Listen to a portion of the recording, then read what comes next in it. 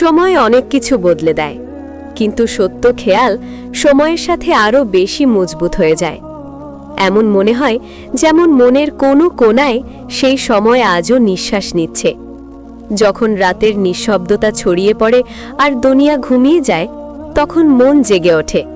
খেয়াল দরজা খুলে চলে আসে, চোখ অশ্রুতে ভরে যায়, আর নিশ্চয়ই এক চুপ ভালোবাসা নিঃশব্দতায় বলতে থাকে যে চলে গেছে সেও জানে কিসে তোমার জীবন থেকে দূরে হয়ে গেছে, কিন্তু তোমার মন থেকে কখনোই নয়।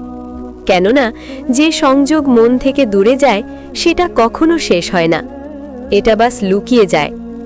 যদি তুমি কারো খেয়ালে উদাস রয়েছ, তো এটা তোমার কমজোরি নয়, এটা এই কথার আলামত কি তুমি এখনো ভালোবাসা আর উপযুক্ত রয়েছ। মনে রাখবে, যদি ভালোবাসা সত্য হয়, এত দূরত্ব সেটাকে শেষ করতে পারে না, বরং সেটাকে আরো বেশি গভীর করে দেয়।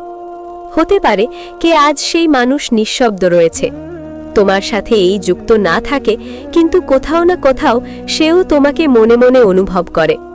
হয়তো জবান নিঃশব্দ রয়েছে, কিন্তু মনের সংযোগ এখনো জ্যান্ত রয়েছে। আজ আমরা এমন 3টি নিশানির ব্যাপারে কথা বলবো, সেই 3টি নিশানি যা বলে কে সে তোমাকে প্রত্যেক দিন মনে করে। প্রথম নিশানি হলো কি দিমাগী আর আবেগী প্রভাব। যখন কারো মনে তোমার খেয়াল বসে যায়, তো তার দিমাগ বারবার তোমার কথা, তোমার চেহারা আর বারবার স্মৃতির কথা দোহরাতে থাকে।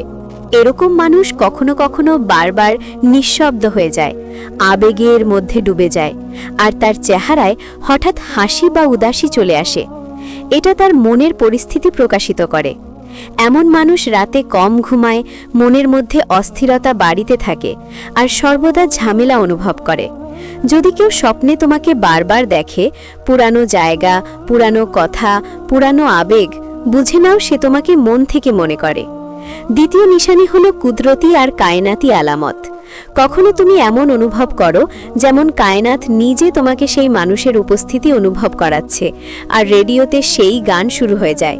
কোনো স্থানে কোনো মানুষ পেরিয়ে গেলে তার চেহারায় তার ঝলক নজরে পড়ে, অথবা সেই শব্দ, সেই নাম বারবার সামনে আসে। এসব কিছু ইশারা হয় সে তোমাকে মনোযোগ দিয়ে মনে করছে। সর্বদা হঠাৎ কোনো খুশবু বা হাওয়ার ঝকা বা কোনো মঞ্জিল আবেগের খেয়াল তাজা করে দেয়। এটা কায়নাতি ইশারা হয়, যেটা তোমাকে তার খেয়ালের সাথে জুড়ে দেয়। তৃতীয় নিশানি হলো রুহানি সংযোগ আর অনুভূতি।